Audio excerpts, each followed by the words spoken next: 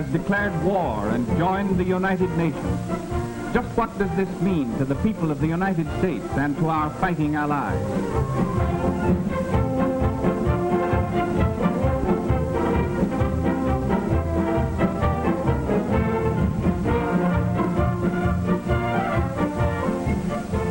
We have gained a powerful new friend in Brazil. Brazil's territory covers 47% of the South American continent. 250,000 square miles larger than the United States proper. Larger than all Europe, excluding Russia. But let's look beyond the map. How can Brazil and her people help us to win the war? Well, there are more than 45 million Brazilians, which is a third of the population of the United States.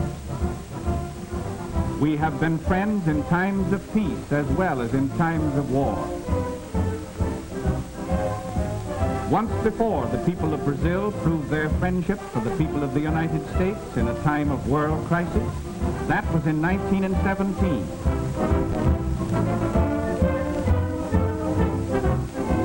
The two peoples have much in common. Like ourselves, the Brazilians are very cosmopolitan in character. They are a progressive people with a constitution that guarantees protection to all workers and modern social legislation.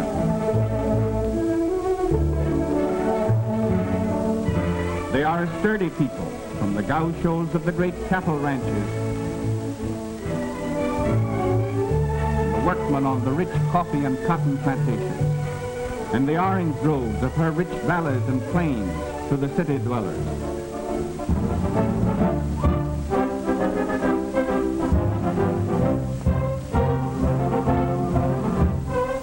These Brazilians are in the war all the way.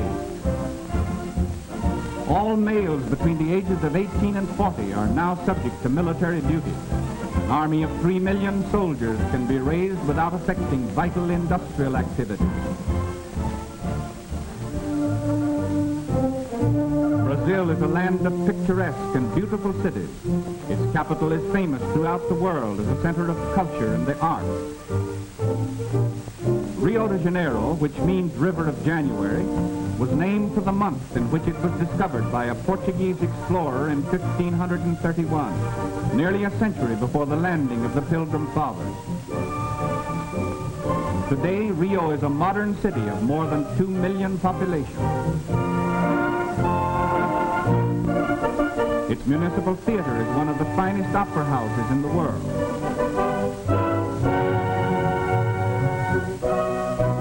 The Tiradentes Palace has, since January 1942, come to be known as the birthplace of Hemisphere unity, for it was here that the 21 American republics drew up the momentous Rio Charter, a far-reaching agreement of mutual faith, collaboration, and protection.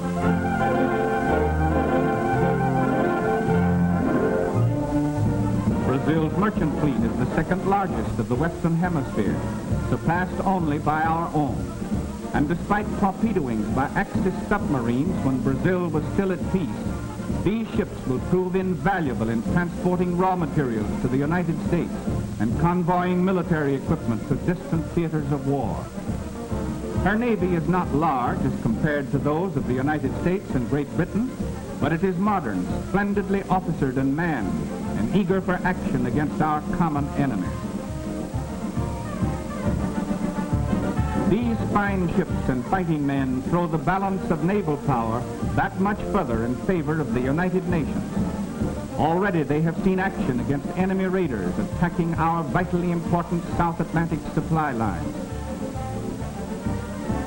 We may confidently expect that the Brazilian Navy will live up to the high standards it set for itself in the First World War.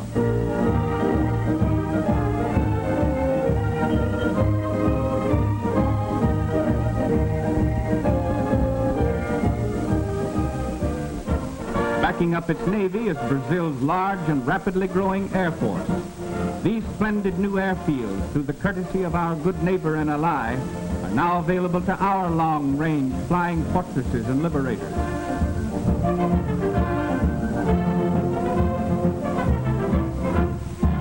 The The efficiency of Brazilian fighting planes and the marksmanship of her pilots has already been admirably proven against marauding Axis submarines pursuing their campaign of terrorism off of her more than 4,000 miles of coastline. Getulio Vargas, Brazil's progressive president, has long been an ardent advocate of inter-American solidarity, military preparedness, and hemispheric collaboration. Under his guidance, the Brazilian army has been rapidly increased, equipped, and trained in all the phases of modern warfare.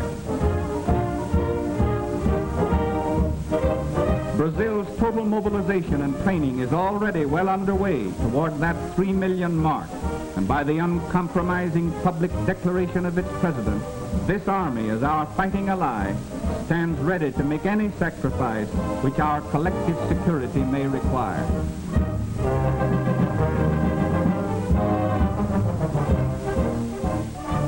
Under government supervision, Brazil is now manufacturing modern aircraft. Other war materials are also being manufactured on production lines patterned after those of our own great plants. As an industrial country, Brazil ranks second to the United States in the Western Hemisphere. And Brazil's fabulous resources and a great variety of important raw materials make her doubly valuable as an ally. Brazil is the hemisphere's second largest producer of chrome ore, so important in the manufacture of high-grade steel.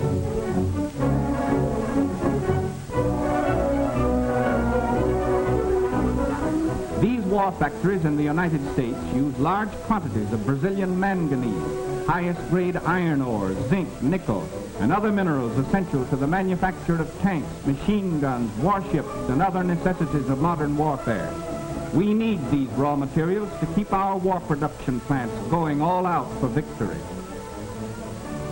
Brazil produces a large quantity of bauxite, from which the aluminum used so extensively in our combat planes is made. Brazil is the world's only source of high-grade crystal in substantial quantities, so essential in the manufacture of the electrical, optical, and precision instruments which have such a vital place in modern warfare.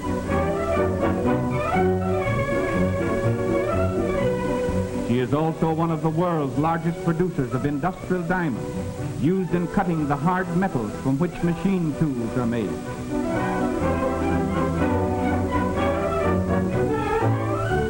She can produce enough of the basic material for making explosives to supply the entire world. We all know that Brazil leads the world in the output of coffee, but far more important in wartime, the great jungle forest of the Amazon Valley is the cradle of the rubber industry. In 1903, this area supplied more than 3/5 of the entire world's consumption of rubber. The seeds of rubber trees such as these, smuggled out of the Amazon country, shifted the rubber production of the world to the Far East.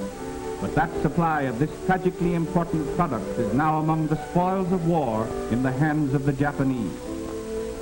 However, 1.5 million square miles of wild rubber trees in the friendly Brazilian Amazon basin is again being tapped to supply the needs of the United Nations.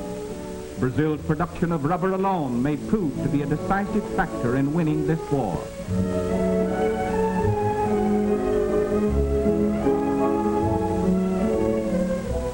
Yes, Brazil brings much to the Allied cause. Not only the weight of her resources and manpower, but the militant spirit of her people and the reaffirmation of her friendship for the people of the United States, a friendship which we welcome with gratitude and which shall never be forgotten.